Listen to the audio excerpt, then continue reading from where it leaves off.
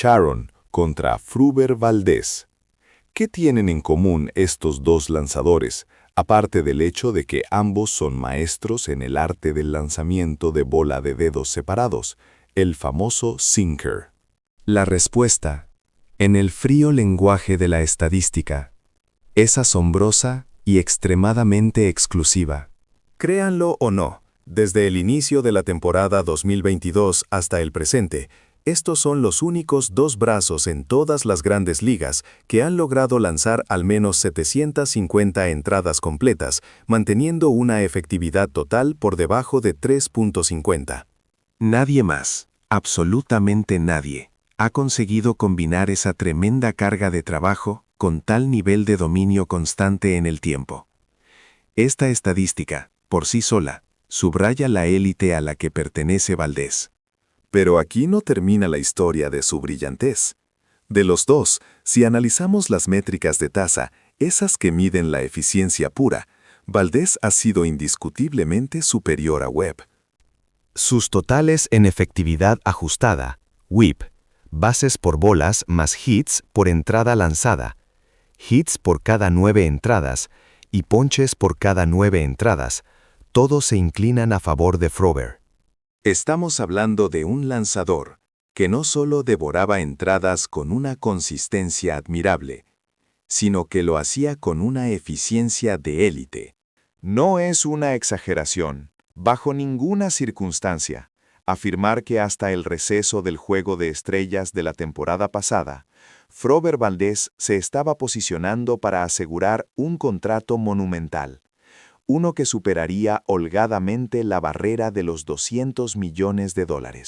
Era, en la mente de casi todos los ejecutivos de las ligas mayores, uno de los abridores más codiciados que saldría al mercado de agentes libres, el tipo de jugador por el cual las franquicias hipotecan su futuro. Pero el béisbol y la vida profesional son campos donde la reputación y el carácter pesan tanto como la velocidad del sinker. Y en un solo y funesto movimiento, Valdez arruinó toda esa perspectiva financiera y deportiva, contaminando lo que debió ser la negociación de su vida. Este incidente, que analizaremos en detalle, es lo que probablemente ha mantenido en un incómodo silencio a las organizaciones que buscan lanzadores de élite con contratos a largo plazo. Analizando el contexto, antes del evento que detallaremos, las cosas habían ido de maravilla para el zurdo. Poseía una efectividad de 3.18, con un FIP, la métrica de efectividad independiente de la defensa, ligeramente inferior. Sus estadísticas avanzadas gritaban excelencia. Además, venía de una de sus mejores aperturas del año, 7 entradas sin permitir carreras, concediendo solo 5 corredores en base en total, dominando a la alineación de Colorado. Pero cuando subió al montículo para enfrentarse a los Yankees, la atmósfera se sintió distinta. Desde el inicio, algo parecía desajustado. Concedió 3 hits a los primeros 7 bateadores que enfrentó, incluyendo un largo cuadrangular. Durante las siguientes entradas, logró escapar de un par de atolladeros gracias a su veteranía, pero en la parte alta de la quinta, la madeja comenzó a deshilacharse por completo. Después de que permitió que las bases se llenaran con 2 outs, la tensión en el estadio se podía cortar con un cuchillo. Esto trajo al plato al conocido Trent Grisham, un bateador reconocido por su capacidad de producir en situaciones de máxima presión. El conteo estaba en 1-0. Fue en ese momento crucial que su receptor, César Salazar, intentó comunicarse con su lanzador, intentando quizás una visita al montículo, o al menos indicándole que se saliera de la goma para tomar aire. Valdez, en un acto de obstinación o quizás de nervios a flor de piel, se rehusó. Decidió lanzar el sinker. El resultado fue catastrófico. La bola se quedó suspendida justo en el medio del plato, y Grisham la conectó con una violencia devastadora, lanzándola hacia el jardín izquierdo para un Grand Slam, que no solo rompió el empate, sino que literalmente quebró el espíritu del partido. Esta humillación visiblemente frustró al veterano lanzador, pero su reacción a la frustración es el punto de inflexión. Valdés no manejó bien la rabia. Un solo lanzamiento después de haber permitido el Grand Slam. Tomó una decisión que los analistas y los directivos nunca perdonarían. Intencionalmente, cruzó la señal de su receptor. Su decisión fue lanzar un sinker de rango medio-alto de los 90 que se descontroló salvajemente, viajando muy lejos de donde Salazar había colocado el guante. Si quedaba alguna duda de si esto fue un error mecánico o un acto deliberado de insubordinación, su reacción inmediatamente posterior lo borró todo. Valdés evitó la mirada de su catcher y su lenguaje corporal lo decía todo. Expertos y veteranos del béisbol, observando la repetición y el comportamiento, coincidieron unánimemente. Fue un acto intencional, incluso si él continuamente lo negó en las declaraciones posteriores al juego. Este acto de desafío abierto y público no fue un simple berrinche, redefinió cómo muchos en el béisbol lo veían. Si bien Valdés había sido conocido en años anteriores por ser un tanto diva o temperamental, nunca había realizado un acto que pudiera considerarse malicioso o que pusiera en peligro la integridad del juego o la relación con un compañero. Esto, en la opinión de los equipos, cruzó una línea. Demostró una falta de madurez y de respeto por la estructura del equipo.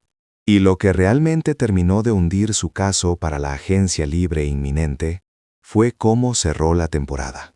Los números fueron terribles. Permitió 14 carreras limpias en solo 22 entradas y 2/3, además de otorgar 11 bases por bolas. Su talento no se desvaneció, pero su rendimiento sí, quizás debido a la carga mental del escándalo. Desde entonces, el mercado de agentes libres para Valdés ha permanecido extrañamente callado. Los rumores y la especulación que normalmente rodean a un lanzador de su calibre han sido reemplazados por un silencio sepulcral. Esta falta de interés, o al menos la reticencia de los equipos a comprometerse a largo plazo, fue lo que, según reportes, lo llevó a tomar una medida desesperada y altamente inusual: realizar una presentación de PowerPoint a las organizaciones. Sí, una presentación formal, intentando explicar por qué él era, a pesar de las apariencias públicas, un buen compañero de equipo y una presencia productiva en el clubhouse. Un lanzador que valía $200 millones tuvo que rogar por su reputación en una sala de conferencias.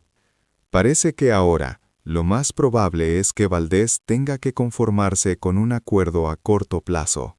Un contrato demostrativo de 1 o 2 años, diseñado para probar, más que su destreza en el montículo, la cual ya es conocida, su estabilidad emocional y su capacidad para ser un líder positivo. Para comprender cuán tangiblemente este incidente ha afectado su valor de mercado, debemos mirar la negociación de Ranger Suárez, concretada hace apenas unas semanas, un contrato de 5 años y $130 millones. Analicemos esto con calma. Ranger Suárez, un lanzador talentoso pero con historial de lesiones, nunca había superado las 158 entradas lanzadas en una sola temporada. Frober Valdés ha superado esa marca en cada uno de los últimos 4 años. Valdés opera en el mismo molde de lanzador de contacto, pero posee mejores materiales, mejores estadísticas de tasa y una durabilidad comprobada. En circunstancias normales, sin el drama del temperamento, la puja inicial por los servicios de Valdés habría comenzado, como mínimo, con una prima de $30 a $50 millones por encima del contrato de Suárez. Estaríamos hablando de un contrato base de 160 a 180 millones de dólares.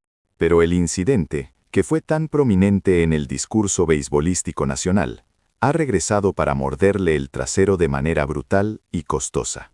El béisbol profesional Exige excelencia, pero también exige control y compostura bajo presión. Los equipos no invierten sumas estratosféricas en talento errático que podría implosionar en la Serie Mundial.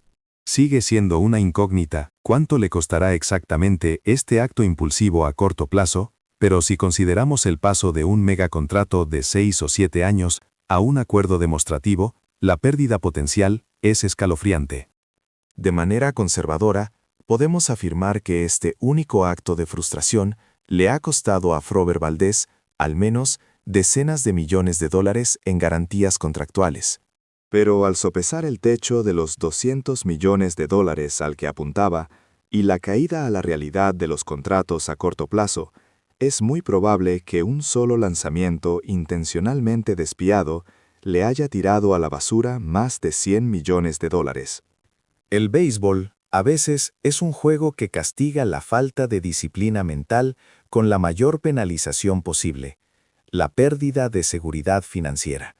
Sharon es ahora la prueba viviente de que el control de la pelota es tan crucial como el control de las propias emociones. Es el ejemplo perfecto de cómo un momento de debilidad puede borrar años de excelencia.